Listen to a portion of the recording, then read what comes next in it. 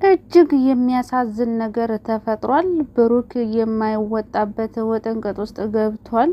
ለምሳሌ ስል ሞትም ቢሆን እሞታለሁ፣ ልጅ ከዳነችልኝ እኔ ከዚህ በኋላ ህይወት የለኝም፣ ህይወት አታጓጓኝም፣ መጀመሪያ ልጅን ማዳን አለብኝ፣ ከዚህ በኋላ የጎድኙንም ሲያሰቃዩኝ የነበሩትን በሙሉ በቀላቸዋለሁ ሲል ነበር።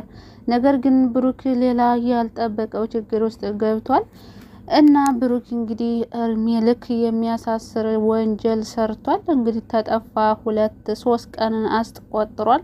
ሁሉም እንግዲህ ብሩክ እየጠፋ እያለ እየተጨነቀ ይገኛል። ቅድስት በጣም ተጨንቃለች።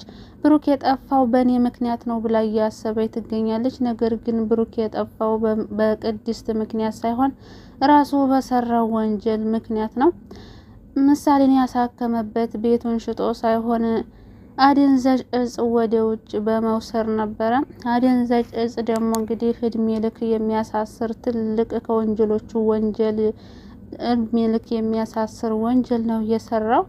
አሁን እንግዲህ ማህሌትም ይሄንን ነገር ተጠቅማ ብሩክን ለመጉዳት ተነስታለች። አሁን ክሴን እቀሰቅሳለሁ እንደ አዲስ፣ ስለዚህ ቤቱ ለራሴ ነው የኔ ነው እያለች አሁን ለዝና እንዲያስመስልስላት ከዝና ጋር እያወራች ነበረ። እንግዲህ እኛ የጠበቅነው ከዚህ በኋላ ብሩክ ሲሰቃይ ይኖራል፣ ከዚህ በኋላ ከቅድስት ጋር ተጋብተው የፍቅር ህይወት ይኖራቸዋል እያልን ነበር። እኛ እንግዲህ በጉጉት እየጠበቅነው ያለነው ነገር ግን እኛ በጉጉት የጠበቅነው ነገር አልሆነም። እጅግ በጣም ያሳዝናል። ምሳሌ ቅድስትን እያጨናነቀቻት ትገኛለች። አባቴ ናፍቆኛል፣ አባቴ ጋር ድርሽኝ እያለች ትገኛለች። ነገር ግን ቅድስትም የምታውቀው ነገር የለም። ብሩክ ስልኩን ዘጋግቷል። ማንም ሰው ያለበትን የሚያውቅ የለም። ብሩክ ይሄንን ወንጀል መስራት አልነበረበትም። ምክንያቱም ምሳሌ ብትድን ራሱ አባቱ ያለ አባቷ ህይወት በጣም ይከብዳል። አባቷ ካሁኑ እየናፈቃት ይገኛል። እሱ እንግዲህ ምሳሌ ከዳነችልኝ እኔ ምንም ችግር የለብኝም ብሎ ነው እያሰበ ያለው። ነገር ግን ደግሞ ያለ አባቷ ምሳሌም ብትሆን ጥሩ ህይወትና ደስተኛ ህይወት ሊኖራት አይችልም። ባለፈው ክፍል እንግዲህ ምሳሌ ሞገስና ዳጣ እንዲሁም ሉላ እና ፖሊሱ ተፋጠው ነበር ያለቀው። ያመልጣሉ ወይስ አያመልጡም እያልን በጉጉት ስንጠብቅ ነገር ግን ሊያመልጡ ችለዋል። እናም አሁን ሞገስና ሉላ ተደብቀዋል። ይሁንና ዝና ታዲያ ፖሊሱ እባክህ ሰዎቹ እኮ አመለጡኝ ብሎ በሚነግረው ሰዓት ዝና በጣም ይበሳጭና ይናደድና ፖሊሱን በመደብደብ እንግዲህ ውጭ ላይ መንገድ ላይ በመዘረር ጥሎት ሄዷል። ዝና ለሰው ማዘን የሚባል ነገር አልፈጠረበትም። እንዴት ሊያመልጡ ቻሉ በማለት እንግዲህ በዛ በትልቅዬ አንዳች በሚያክል እጁ ፖሊሱን ቀጥቅጥ አድርጎ ነው እንግዲህ ይሙት የሚታወቅ ነገር የለም። ብቻ ሲጥ አድርጎ አንገቱን አንጠልጥሎ ከአንጠለጠለም በኋላ እንግዲህ መሬት ከወደቀ በኋላ እንግዲህ እንደምታዩት በጣም ነበር የቀጠቀጠው። ብቻ የፖሊሱ ይሙት የታወቀ ነገር የለም። ያው ቀጣይ ክፍል ነው የሚታወቀው። ዳጣ በብሩክ መጥፋት በጣም ተጨናንቃለች። ከሞገስ ጋር ስልክም እያወራች ነበረ። ምንድነው እኔ በጣም ጨንቆኛል፣ ቡራ እኮ የለም ይሄው ከጠፋ 3 ቀኑ ስትለው አንቺ እየቀለድሽብኝ ነው እንዴ ይላታል። ኧረ እየቀለድኩ አይደለም በጣም ተጨንቅ ያለሁኝ ስትለው እንግዲህ እሱም እውነትሽን ነው ወይ በጣም ያስጨንቃል፣ በቃ እስከ ማታ ድረስ ካልደወለ እመጣለሁኝ፣ ሉላን ወደ አንድ ቦታ አድርጊያት፣ አሁን ሉላን ነፃ አውጥቻታለሁኝ እያለ ነበረ። ነገር ግን ያው ነፃ አውጥቻታለሁ ብሎ ሞገስ መዘናጋት የለበትም። ምክንያቱም አሁን አቅሙን አሰባስቦ ዝና እየፈለጋቸው ነው ያለው። ዝና በፍጹም ሉላን ሳያገኝ አርፎ አይተኛም። ቅድስት ምናልባት ማህሌት የሆነ ነገር አድርገው ሊሆን ይችላል ብሩክን ብላ ስላሰበች ወደ ቅድስትም ደውላ ነበር። ቅድስት ግን ወደ ማህሌት ማለት ነው። ቅድስት ወደ ማህሌት ደውላ ነበር። ማህሌት ግን እና ቅድስትም ሄሎትዬ ስትላት ማህሌት በጣም ትበሳጫለች። አንቺ አታፍሪም እንዴ አሁን እምትዬ ብለሽ ስትጠሪኝ ደግሞ ባሌን ከቀማሽ በኋላ ትላታለች። የቀማሽኝ ባል ከኔ ጋር ምን ፈልጎ ነው እኔ ጋር የሚመጣው? እዛው የፈለግሽበት ጓዳ ለጓዳ ፈልጊው። እና እንግዲህ ቅድስትም ጋሼ ከጠፋ 3 ቀኑ ነው ስትላት እንግዲህ ማለት ያው የምታውቀው ነገር የለም። በርግጥ እንዴት ነው 3 ቀን የሆነው ባሌን ምን አባሽ አድርገሽው ነው ብላ እንግዲህ ቅድስት ላይ ትጨዋለች። ቅድስት ደግሞ ምን ታደርገዋለች? እና ቅድስትም ካላወቅሽ አላቅም ብትይ ምን ችግር አለው በምትላት ሰዓት ችግር ይብላሽ እና አንቺ ችጋራም ብላ እንግዲህ ስልኩን ትዘጋባታለች። ኤፍራታም ከማህሌት ጋር ስለነበረች ምን እያለችሽ ነው ትላታለች። እኔ ምን አውቃለሁ ብሩክ እኮ ከጠፋ 3 ቀኑ ነው እያለች ነው ስላለች ያው እንግዲህ እነሱ የሚያውቁት ነገር የለም። ያው ዝና እንዳለው እንግዲህ በዛው በአደንዛዥ እጽ ምክንያት ነው እንግዲህ የተሰወረው ብሩክ።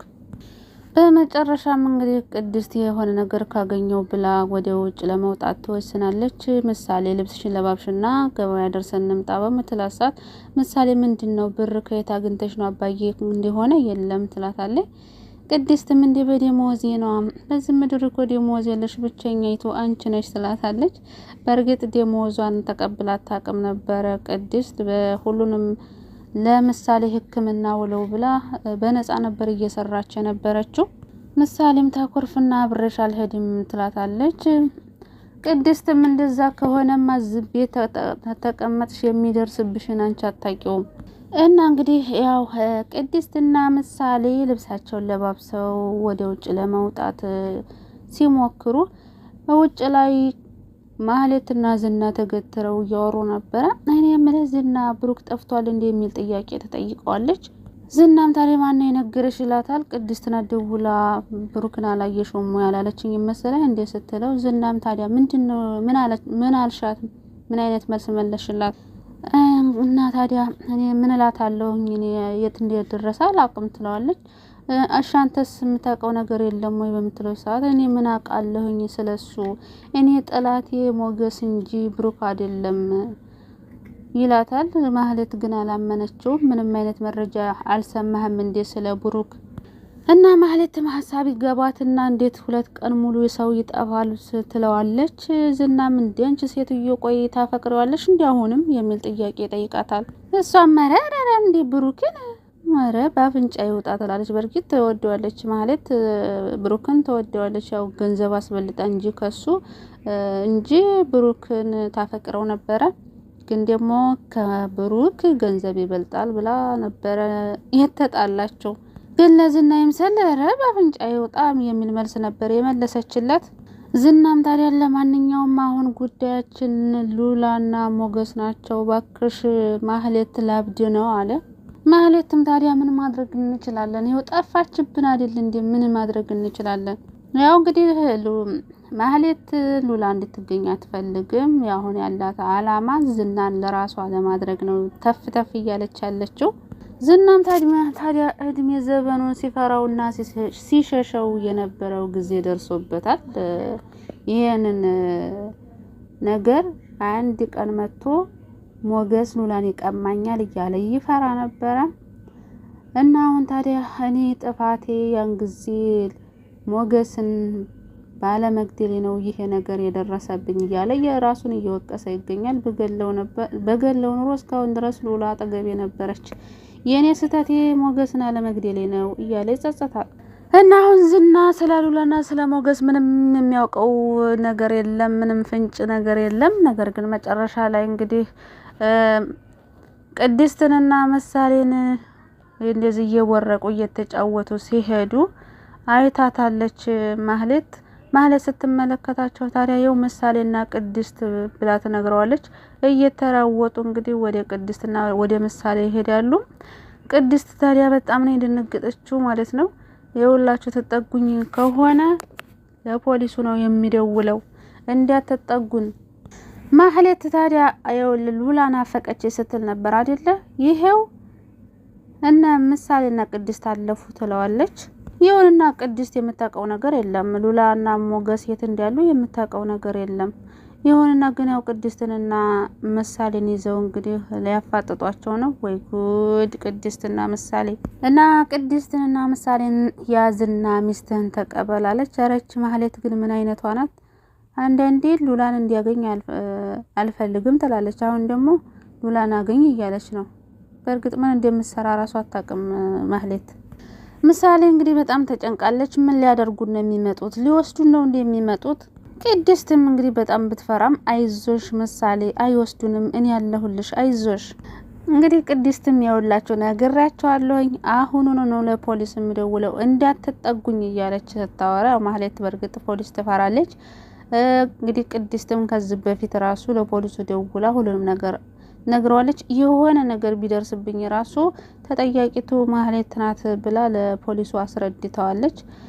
እንግዲህ ብሩክም እንደዛው አድርጎ ነበረ ማለት ነው። እና አሁን ይይዟቸዋል አይዟቸውም የሚለውን እንግዲህ ያው በጉጉት እንጠብቃለን በክፍል 72 ማለት ነው። ቅድስት የምታውቀው ነገር የለም፣ ለራሷ ተጨንቃለች። ብሩክ ጠፍቶ ለራሷ ተጨንቃለች። እንደገና እነዚህ ደግሞ ሁለት ውርጋጥ ያስጨንቋት እየፈለጉ ነው። ለማንኛቸውም እንደማይዟቸው ባለሙሉ ተስፋ አለኝ። ቅድስትንና ምሳሌን እንደማይዟቸው እንግዲህ ተስፋ አለኝ። ለማንኛቸውም በክፍል 72 ያው በጉጉት እንጠብቃለን። እንዲሁም የምሳሌ ትናንትና ፖስት አድርገዋል። ባለፈው ክፍል የኒቃብ ለብሳ ዳጣ በሰራቸው ነገር እንግዲህ ሙስሊሞች ተቃውሞ አቅርበን ነበረ ማለት ነው። በዛ መሰረት እንግዲህ ይቅርታ ጠይቀዋል በጽሁፍም ቢሆን፣ ግማሹም ታዲያ የጽሁፉ አጥጋቢ አይደለም በቪዲዮ ወጥተው ይቅርታ መጠየቅ አለባቸው እያሉ ነበር። በእርግጥ ከነ ጽናት ድራማ ላይ መማር ነበረባቸው፣ ግን አሁንም እነሱ ደገሙት። በእርግጥ ያው በሃይማኖት መቀለድ አግባብ አይደለም። የሆነ ነገር መጠቀም ይችላሉ ወይ ደግሞ የራሳቸውን ልብስ ለብሰው መጠቀም ይችላሉ። በእርግጥ የማንኛውም ሃይማኖት ቢሆን በልብስ ተከልሎ ወንጀል ስሩ የሚል የለም እና ይቅርታ ስለጠየቁ ያው በጣም ደስ ብሎናል ማለት ነው። ያጠፋል አንድ ሰው፣ ነገር ግን ከጥፋቱ መማር አለበት። ለማንኛውም በክፍል 72 ምን ይፈጠራል የሚለውን በጉጉት እንጠብቃለን። ለዚህ ቻናል አዲስ ከሆናችሁ ሰብስክራይብ፣ ላይክ፣ ሼር እያደረጋችሁ አበረታቱን። መልካምነት ለራስ ነው።